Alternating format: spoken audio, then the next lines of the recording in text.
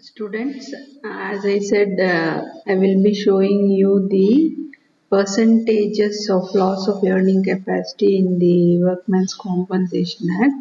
Based on the description of injury, this percentage of loss of earning capacity can be considered. In Schedule 1 of Workmen's Compensation Act or Employees Compensation Act, it is being listed.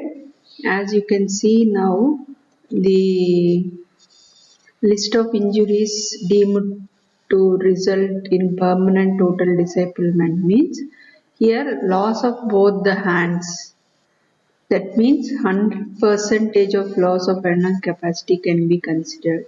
If loss of hands and foot means 100%, double amputation through leg or thigh or one side or loss of other foot means 100%. Very severe facial disfigurement means 100%.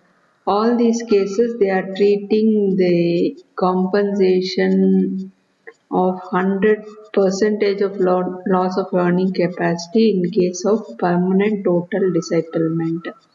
In part 2, they have mentioned about list of injuries deemed to result in permanent partial disablement.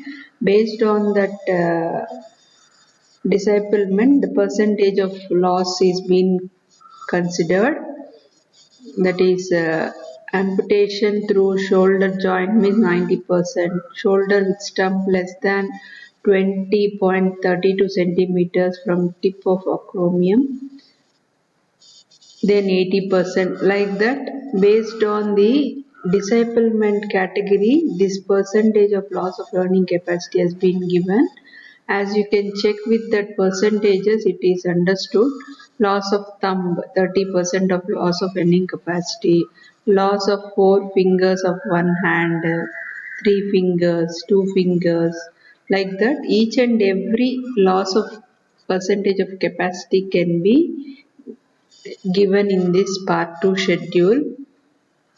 You can check with this list as I attached in the Compensation Act notes. You can go through with that percentage of loss of earning capacities.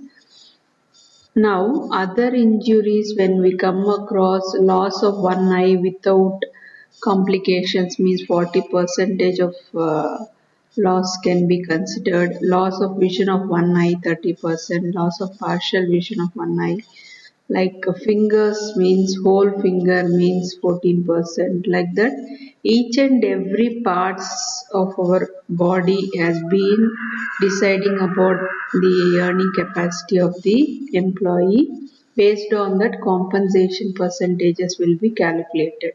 These are all the list which is being given.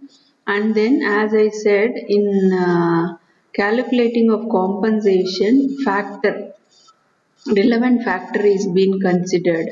Those relevant factors based on the age category, completed years of age on the last birth date is being considered. Here, this left column talks about the age, and the relevant factor is which is being given in Schedule 4.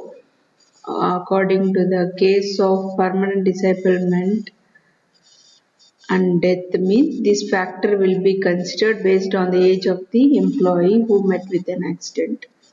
16 years, not more than 16 years means 228.54 percentage of factor will be considered. Like that, till 65 or more, the this relevant factor will be calculated. For example, as I shown in the last video, you can check with that age wise how much percentages. As I mentioned, you can go through with that age factor. Example, in that earlier example, I have given the age of 34 years. That is 199.4 is the relevant factor.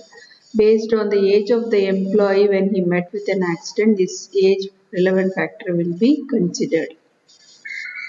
This is what I want to show you when we are calculating the compensation based on the age and type of disablement. These things we have to remember how these percentages will be calculated. As we mentioned in the video, I have shown you only 50%, 60%. Like that, based on the type of disablement, this percentage of loss of earning capacity can be calculated. Then other one category I want to show you is occupational diseases. As we mentioned very few in the video, here different occupational diseases has been mentioned. As you can see, infectious and parasitic diseases contracted in an occupation where there is a particular risk of containment contamination means then according to that it can be treated as occupational diseases. Laboratory work, veterinary work, or compressed air, which all works involving exposure to the risk of concern means then it can be considered as occupational diseases. Then chemicals, toxic components, then radioactive substances. These are all which is being given in the Employees Compensation Act as an Schedule 3 list of occupational diseases. Based on the type of occupational diseases, the person whoever affected during his course of employment means then employer has to compensate. This is what we have to understand how the disease can be considered, whether it is being listed in the schedule or if it is not listed also, medical practitioner has to certify it where it is being caused due to his course of employment or carried on with the arised out of with the employment. That has to be considered by the medical practitioner. That cases only compensation can be claimed. These are all the list which is been going from part A to part C.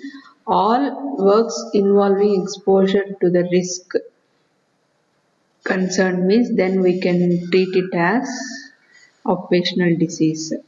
Then, as I shown in the list 1, it talks about the type of permanent total disablement and percentage of loss of earning capacity. This is what the last topic which I want to mention regarding Workmen's Compensation Act or Employee Compensation Act.